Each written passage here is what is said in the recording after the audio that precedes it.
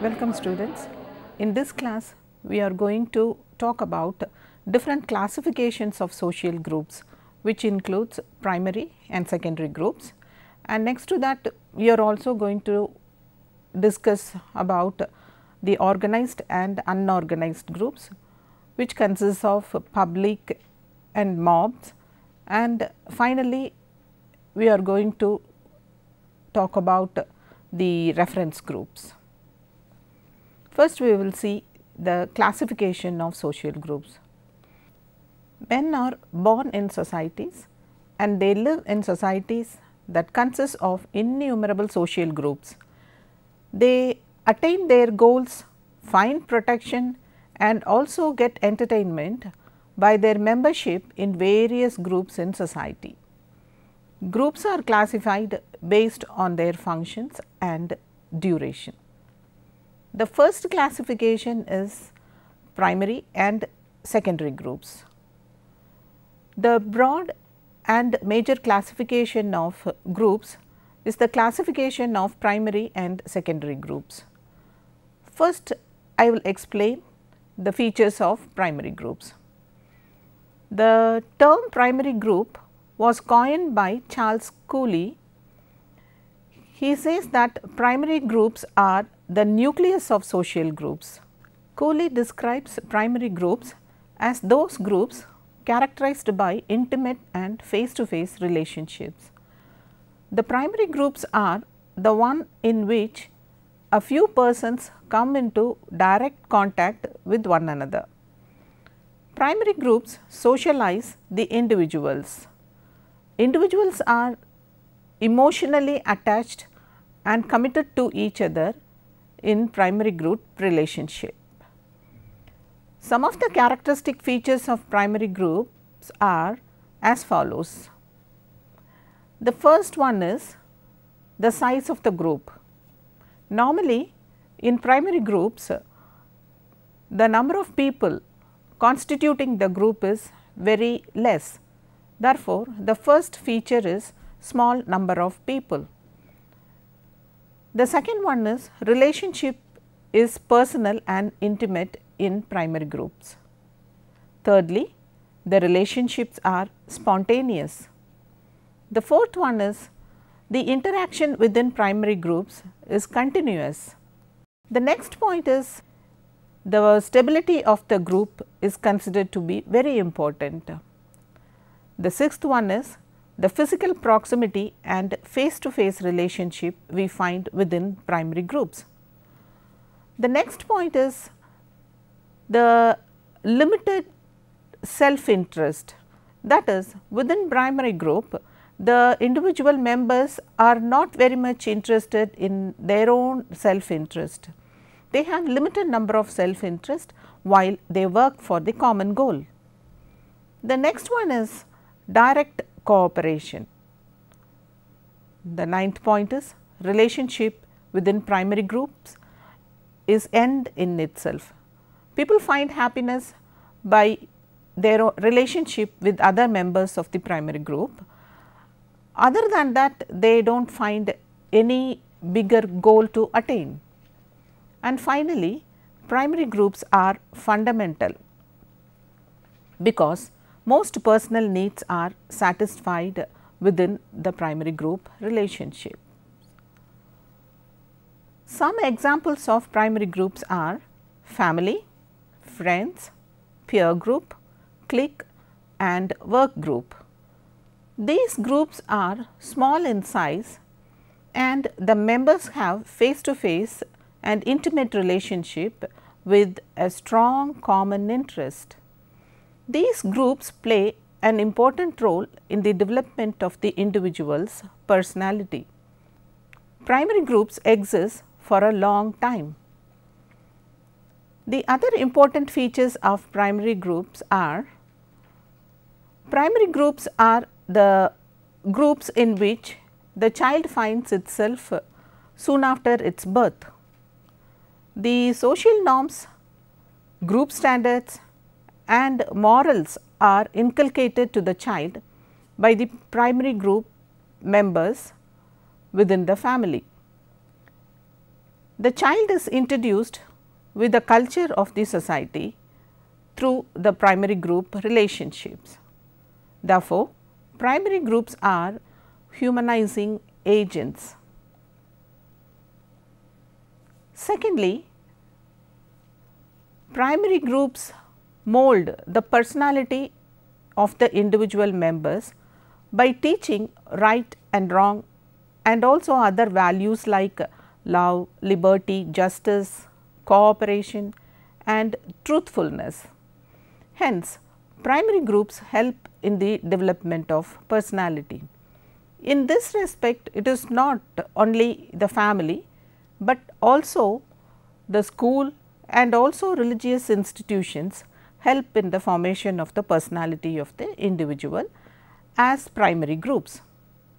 The next, satisfaction of psychological needs like happiness, belongingness, companionship and feelings of security and sympathy is possible only in primary group relationships. Parents or sisters or even friends extend warm relationship at the crisis period and provide mental solace to the members which cannot exist in other kinds of groups. The fourth one is primary groups are cohesive groups because the members are united in a process that aims to achieve the common interests. At times of crisis, the group members stand united to solve it. For instance, the lineage group members might have differences of opinion, but at times of calamity, they are united to face the opposed group. Next, the behaviors of the group are not only taught into the individual members of the group, but also the behaviors are controlled and regulated by the primary group relationship. Hence, primary groups act as agents of social control. The next type of group is secondary groups. While primary groups are considered to be fundamental social groups, the secondary groups are the products of modern industrial society. Secondary groups are special interest groups and are inevitable in the modern society. With the expansion of society in terms of territory and differentiated goals and interests, new skills have to be developed. In order to fulfill these needs, secondary groups have emerged in large number. Now, we will see some of the definitions of secondary groups. According to Francis Abraham, secondary groups are those groups characterized by impersonal, contractual, formal and rational relationships. Ogburn and Nimcoff say that the groups which provide experience, but lacking in intimacy can be called as secondary groups. Characteristic features of secondary groups. 1. Size of the group. Secondary groups are relatively larger in size. Trade unions, associations and clubs are bigger in size because the membership is decided by the interests of the people. Anyone with the same interest could become a member and hence its size is larger. 2. Impersonal quality. The relationship between the members is not governed by emotional bond. It is regulated by rules and regulations. Many times the secondary group relationships are found to be contractual and rational. 3. Specific ends. The secondary groups are formed for the achievement of certain specific goals or interests.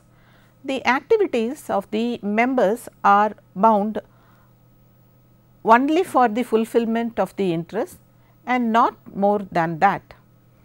Some secondary groups even cease to exist when the ends are achieved. 4. Voluntary membership. The membership in secondary groups is mainly voluntary. Only those who share a similar interest purposefully become the members of the group. Nobody can be compelled to become a member of a secondary group. For example, membership in a Rotary club. 5. Nature of group control. Formal rules control the activities of the secondary groups and their members. The group is regulated by formal written code of ethics. 6. Group structure. The structure of the secondary groups is designed in a formal manner by well defined authority and bureaucracy. The functions are definite, formulated and also limited. The relationship between the members is also definite and restricted. 7. Influence on personality. Since the secondary groups are specialized groups, their influence on the personality development of its members is also limited. The time and attachment the members spare for the secondary group activities is limited. Therefore, the secondary group could influence the person only on the area for which it is being organized. These are the features of secondary groups. There is another classification based on the individual's feelings of belongingness. Sociologists classify groups as in-group and out-group on this basis. An in-group is a group with which we identify and to which we belong. An example is our own religion and religious groups. An out-group is a group with which we do not identify and to which we do not belong. An example for out-group is the Islamic community for a Hindu or a Christian.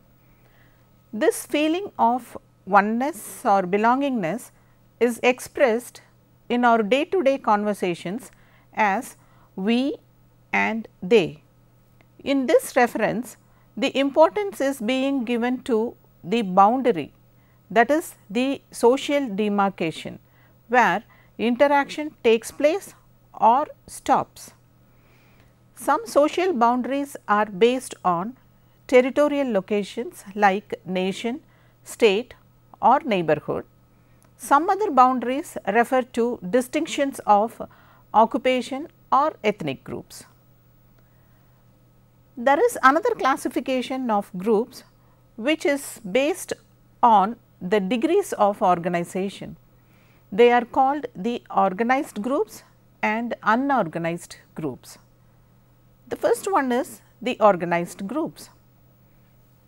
The organized groups are also called as the associational groups. The word organization here means the well structured or the bureaucratic formation of the groups. Organization is an important aspect of modern social groups. Organized groups have the following features. 1. Organized groups have common goals for which there is interaction. 2. The size of the organized groups may be big like a political parties or small like a family or a play group. 3. The social relationship found within the organized groups may be formal, similar to the one we find within associations, or informal and personal, similar to the audience in a professional conference. 4. Organized groups are comparatively durable in nature. They exist for a long time or even permanently. 5. The structure of organized group may be complex like a big corporate company or simple as in the case of a family. Next, we will see the features of the unorganized groups. Unorganized groups lack in the quality or the feature of organization. They do not have any well defined pattern of social interaction. The interaction taking place within the unorganized groups is characterized by indefiniteness, irregularity and unpredictability. These groups are not deliberately established, hence they are not born out of careful planning. They come into being suddenly. In sociology, unorganized groups are also equally important as the organized groups, since they also have some social functions to perform. The examples are crowd, mob or public. The features of unorganized groups are as follows. 1. They do not possess organization. 2. They are not established deliberately. 3. Interactions within these groups are not systematic or regular, since there are no norms to govern it. 4th one, unorganized groups do not have a definite structure. 5. These groups are temporary. 6. Their impact on the personality is negligible. The following are the examples of unorganized social groups. The first one is crowd. Crowd is a collectivity of individuals responding within a limited space to some object of attention. Crowd is transitory in nature. It is an unstable group. Crowds do not have any leader because it is formed spontaneously. No voluntary efforts are made to form a crowd. Crowds are not having any specific or common objective, purpose or plan of action. They gather by accident. Individuals in a crowd act in an impulsive way. Some examples of crowd are the crowd in the marketplace, in the exhibition and also people watching an accident. The second one is the public. The public is another example for unorganized group. According to Ginsberg, the term public refers to aggregation of persons who are bound together by common opinion and desires, but are too numerous for each to maintain personal relationship to the other. For example, religious meeting, election meetings or devotees in a festival. Public is a social area of interaction with non-intimate group making interest. Some of the characteristic features of public are: 1. Public is a dispersed group. 2. Relationship between individuals in a public is indirect, non-intimate and impersonal. 3. Public is based on differences in opinion. Apart from the organized and unorganized groups, there is one more interesting type of group which sociologists call as reference groups. What is a reference group? Individuals have many different groups as frames of reference to assess their own behavior. We have different reference groups for appraising and shaping our attitudes and actions. Ogburn and Nimcoff define reference groups as groups which serve as points of comparisons. For Horton and Hunt, reference groups are groups which are important as models for one's ideas and conduct. A reference group may or may not be our membership group. Reference groups can serve a normative function. We cultivate the lifestyle, attitude, tastes, preferences and even goals based on our reference groups. Reference groups can serve a comparative function. By way of making comparisons with our reference groups and reference group members, we may experience feelings of relative deprivation or relative satisfaction. We have many more types to learn, but so far in this class I have been talking about different classification of social groups. In the beginning, I explained to you the primary and secondary groups, under which I gave the definition and also the features of both primary and secondary groups. And next to that, I explained to you the organized and unorganized groups with some examples and their features. And finally, I explained to you the very interesting type of group which we call as the reference groups. Now students, I am going to pose some questions to you. Question number 1, explain primary groups and secondary groups with examples. 2, describe various types of organized and unorganized groups in which you had some experience. 3, what is reference group? Dear students, with this we complete the lesson on social groups. In my next class, I will be dealing with social processes. Till then, bye.